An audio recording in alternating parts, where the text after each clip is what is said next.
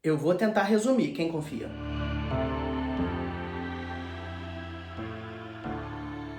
Olá, sinners! Meu nome é Alison e a biblioteca está aberta. E hoje o que nós vamos fazer é algo que deu muito certo quando eu fiz a introdução à linguística e a introdução ao pensamento de Michel Foucault. Então hoje nós vamos fazer uma introdução à teoria queer. Lógico, a teoria queer envolve um monte de autores e um monte de textos, então não vai dar para falar de tudo, mas a gente vai tentar fazer um resuminho aqui, tentar apresentar algumas ideias. A gente vai passar um pouco ali na elaboração da teoria queer, na Teresa de Lauretis com as tecnologias de gênero, lógico, pela Judith Butler, e eu vou tentar chegar aqui no Preciado pra gente ter um resumão. Beleza? Beleza, então bom. Pra começar, a gente tem essa ideia sistematizada de que a teoria queer teria originado no Problemas de Gênero, da Judith Butler, em 1990. Mas as coisas não são tão marcadas assim, né? A gente tem que entender que, historicamente, a gente teve um movimento feminista praticamente emergindo, ele não emergiu, mas ele praticamente se desenvolve ali no século XX, em um momento de luta pelo sufrágio feminino, de direitos das mulheres, que vai acontecer durante muitas décadas. Até que chega-se um ponto em que começam a olhar para a ideia de mulher e falar, tipo, talvez isso daí não seja tão estável quanto a gente está pensando que é. Então a teoria queer, ela surge exatamente para desestabilizar preceitos que já estavam sendo debatidos dentro das discussões de gênero. E aí a gente vai começar a surgir com uma ideia de que o ser mulher ou o ser homem não são definidos por uma anatomia, que na verdade eles são um sistema de performatividade. O que isso quer dizer? A Teresa de Lauretis vai construir a ideia de que existem tecnologias de gênero, ou seja, são sistemas de poder que exigem que determinados gêneros sejam desempenhados de determinadas maneiras, sob risco de punição. Então a gente precisa que homens se comportem de uma determinada maneira para não ser chamado de viado e para não apanhar na rua. A gente precisa que mulheres se comportem de determinada maneira para o marido não ter que dar um jeito de transformar em mulher. A gente tem a ideia de que viado tem que ouvir virar homem. Mas se ser homem é ontológico, como que eu teria que virar homem? O que significa virar homem? Significa estar em acordo com o processo de interpelação dessas tecnologias de gênero. O que é interpelação? A interpelação é exatamente essa ideia de que algo externo ao sujeito, ou seja, esses sistemas de elaboração de gêneros, de compreensão de gênero, são internalizados pelo próprio sujeito que acha que aquilo é a sua própria existência.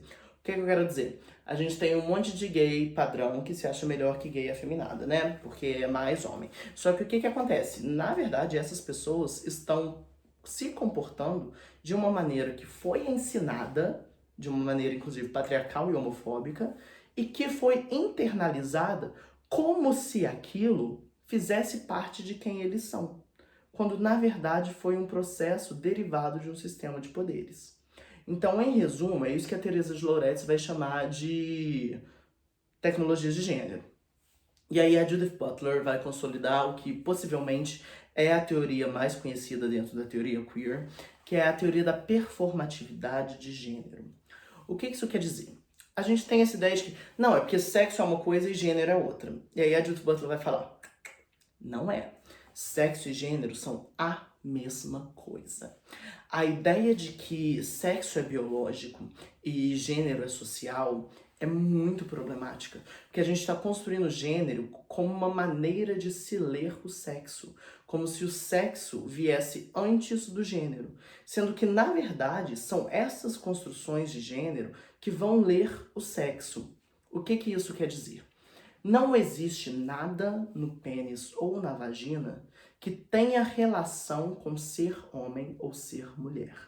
A questão é que esse sistema que criou ideias de masculinidade e feminilidade, que são ideias mutáveis, né? Se a gente pensar numa pessoa de salto alto, peruca com pó de arroz na cara, no século XVI era qualquer homem na França. Então, o que é ser homem e o que é ser mulher é um sistema instável. E é esse sistema que vai ler determinadas anatomias de determinadas formas e falar: essa pessoa é um homem. O sexo não vem antes do gênero, o gênero vem antes do sexo. O gênero cria o sexo. Ou seja, Não existe separação entre sexo e gênero. Eles são simplesmente a mesma coisa. Não tem nada de biológico, não tem nada de anatômico que prediz o gênero. Mas o contrário ocorre. Daqui a pouco a gente volta um pouquinho nisso para desenvolver um pouquinho mais. E aí, a Judith Butler vai trabalhar com uma diferença entre performatividade e performance de gênero. O que é isso? A performatividade é o que a gente faz todo dia. É o que a gente sai na rua de acordo com determinados sistemas de gênero, porque o mundo é assim, porque o sistema é assim. A gente não tem consciência de que a gente está fazendo parte de um determinado sistema de gênero. A performance é o lado. A performance é isso. A performance é drag. A performance é você pegar esse sistema de gênero e brincar conscientemente com ele para demonstrar como ele é criado. E onde a Judith Butler vai começar a trabalhar com a ideia de drag queens? Elas vão falar, o que as drags estão fazendo é pegando essa ideia de feminilidade e se transformando nelas, para mostrar que elas são criadas. Se a feminilidade pode ser criada na drag, é porque não existe feminilidade na mulher. A feminilidade é criada na mulher. É isso que vai bater de frente com o discurso da doida da J.K. Rowling, que vai falar, tipo assim, não, nós somos mulheres porque temos uma vagina, e a teoria queer tá assim, isso não existe. Você foi construída, assim, por um sistema que prevê a sua existência anatômica. Então, a drag, ou os drag kings, né, vão brincar com essa ideia de que a performatividade de gênero é criada e não natural. Não tem nada de natural em feminilidade ou masculinidade. Existem discursos que vão tentar prever essas coisas como naturais ou não. Pra gente pensar num exemplo, a gente pensa em meninas usam rosa e meninos usam azul, sendo que meninos só começam a usar azul com as guerras mundiais, porque fazia parte dos uniformes do exército, sendo que antes disso rosa era uma cor masculina, então tem aí 100 anos que isso aconteceu. E é dado como se fosse um fato ontológico, como se sempre fosse assim. Não existe nada de ontológico em sexo. E aí a Judith Butler vai desenvolver na Vida Precária a ideia. A gente vai falar agora de mais 2 textos da Judith Butler, que são A Vida Precária e A Vida Psíquica do Poder. Na Vida Precária, ela vai trabalhar com a ideia de como algumas vidas são consideradas humanas e outras não. E sobre como isso está relacionado a maneiras de se performar gênero. O que isso quer dizer? Travesti é assassinada. E tá tudo bem, travesti morre mesmo. O Brasil é o país que mais mata pessoas LGBT no mundo. Essas vidas não são humanas. Agora, o 11 de setembro foi essa grande tragédia mundial. A Annie Ernaux já tinha perguntado o que o 11 de setembro afetou na sua vida.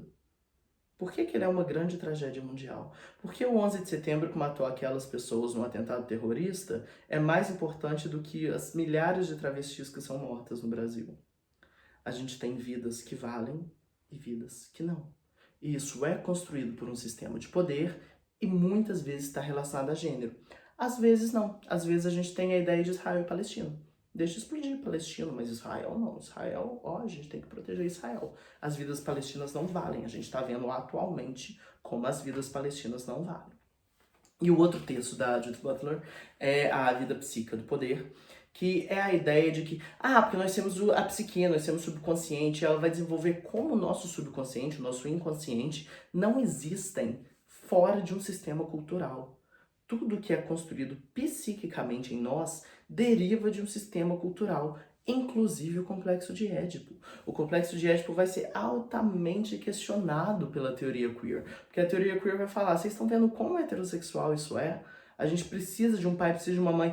Tia Hélice, mas a gente pode ter 2 pais em que um vai ocupar um posto e o outro vai ocupar o outro, tá? Por que a gente precisa que um ocupe o jogo do poder e o outro ocupe o jogo do cuidado? Por que essa divisão binária precisa acontecer? A teoria queer vai postular exatamente contra essas binaridades. São exatamente esses lugares de um ou outro que vão cair por terra dentro da teoria queer. E aí a gente também tem o maior nome atual na teoria queer radical, que é o Paul Preciado, né, que é um homem trans espanhol, e ele vai debater outras questões, ele vai debater essas questões de um outro ponto de vista. Ele vai falar que o que nós vivemos atualmente é uma era fármaco-pornográfica. pornográfica porque a nossa existência está submetida a uma representação existencial pornográfica, que é muito do que a Carter tinha abordado lá na Mulher de Sade, né? Essa ideia de o homem em cima da mulher é como o mundo funciona. E fármaco, porque o gênero se tornou uma coisa passível de ser criada e desenvolvida a partir de remédios. O que ele quer dizer com isso? Se mulheres são mulheres e ponto, J.K. Rowling, então por que mulheres estão colocando silicone para serem mais mulheres? Por que a gente coloca bunda para ficar mais feminina? Porque não existe nada definido no ser mulher. Os mesmos procedimentos que mulheres trans fazem para se adequarem a sistemas de feminilidade são desempenhados por mulheres cis, porque a mulher precisa ser criada. Aí o homem, tia Alice, o Preciado vai falar Viagra. O homem é representado por um duro e a gente precisa do Viagra para construir isso. Então, o casal perfeito é a mulher que injetou um monte de coisa no corpo dela para ter um peitão, um lábiozão e uma bundona, e o homem é aquele que toma Viagra para ter uma excelente ereção. E esse é o casal perfeito da nossa realidade farmacopornográfica. E ele também vai debater como tudo que a gente faz está relacionado a gênero. Ele tem um ensaio que chama Mijar Cagar, em que ele vai debater como a ideia de que os homens fazerem xixi no mictório foi uma invenção relacionada a uma determinada criação de gênero. A gente precisa que o pênis esteja exposto enquanto o ânus e a vagina estão escondidos. O pênis impõe, o resto se oprime.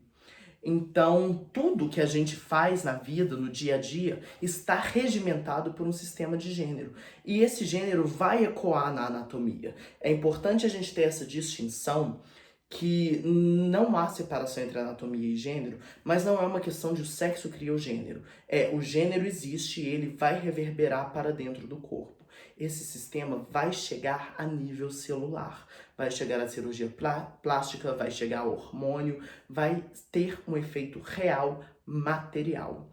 E o Preciado vai construir a ideia de que nós, enquanto seres políticos, enquanto seres queer, temos como dever social transformar os nossos corpos em armas contra um sistema heteronormativo. Então, de uma maneira bem reduzida, esses são alguns dos ideais dentro da teoria queer, algumas das postulações dentro da teoria queer, e a gente pode fazer alguns vídeos no futuro para desenvolver um pouco deles mais, ou focar no Preciado, focar na Judith Butler. A Helena Vieira tá dando um curso sobre Preciado maravilhoso, inclusive se vocês não seguem a Helena Vieira, pausa para o fim do mundo no Instagram, vocês estão perdendo muito porque ela é incrível. Mas então é isso, então eu vejo vocês mês que vem, beijinho da tia.